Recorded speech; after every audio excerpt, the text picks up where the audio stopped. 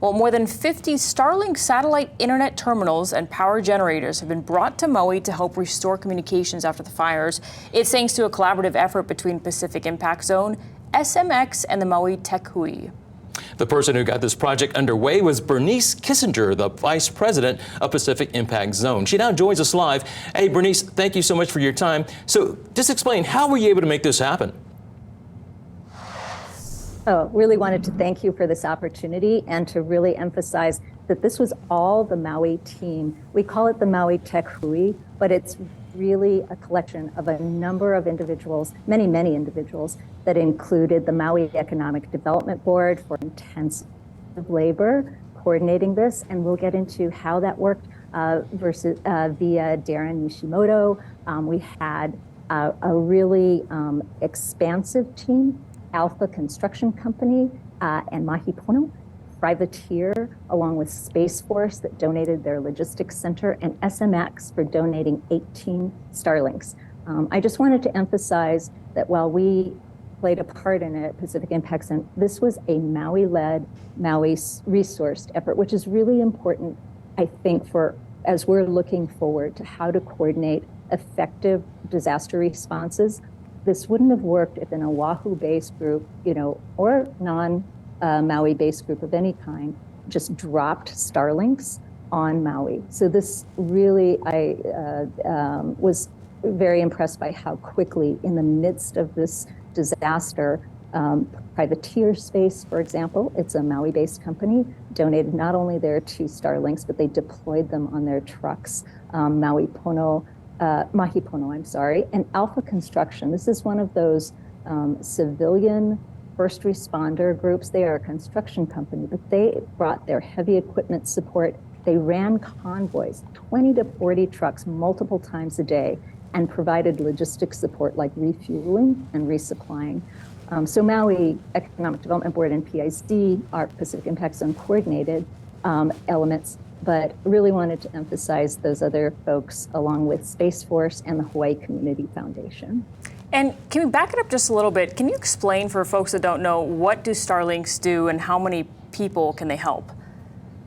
Yeah, so Starlinks are a really effective method of securing secure communications, meaning no one can break in, no one can divert these communications. They're called encrypted end-to-end, but these are satellite-based communications terminals. So you're not subject to whether you can get 5G, the different towers up, which are also important, but Starlink goes straight to satellite-based communications for immediate links. And you have communities, essentially, if you had about, say, 100 Starlinks, you could really cover all of Maui. So our goal was to get as many as we could, as closest as we could to Lahaina, and again.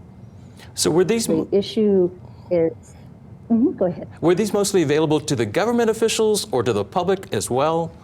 Who had access to these terminals? To the public, yeah. So the idea was,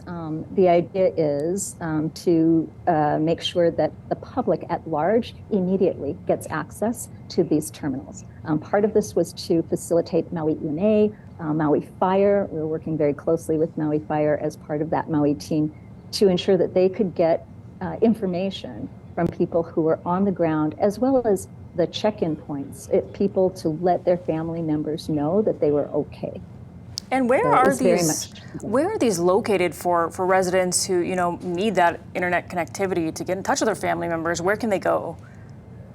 So right now what we're doing is the different Starlink terminals are being disseminated on trucks, so they're mobile. So they actually go out into the community, and the Maui team is coordinating on site as to where they go and when they go to different areas based on what they are getting in real-time information from communities who are without communication. So essentially you've got Maui Fire, Maui EMA, listening to the community, reaching out to the community to find out where it's needed.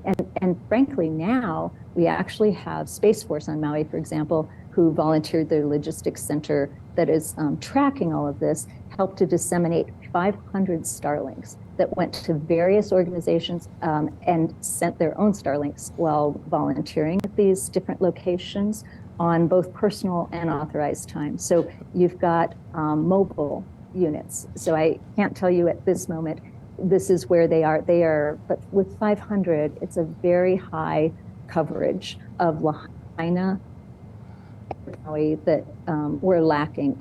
And again, coordination is Maui driven. So Bernice, to start, we need to start to wrap it up. But so where are we right now as far as restoring communications in the West Maui area? So again, from my perspective, I'm just focused on that immediate response, which was to get, we started out with 16, now we're up to 500 Starlinks out to cover Lahaina and to cover West Maui. But really, the actual how many people are up on communications, I'm going to leave that, frankly, to the Maui EMA and to the Maui Economic Development Board team, because they are on the ground. They know this like no Oahu person could know this. And we're just very grateful that the Maui team is so resilient that they're managing it. And that's not a lot of detailed information from my part, I understand, but I think our takeaway from this was nonprofits, for-profits, government working together with Maui in the lead is really the way to approach this effort. Yeah, you folks are doing really important work, so thanks for everything you're doing. And thanks for stopping by. We really appreciate you taking the time to talk to us. Bernice Kissinger, Vice President of Pacific Impact Zone. Aloha. Thank you all. Aloha. Thank you.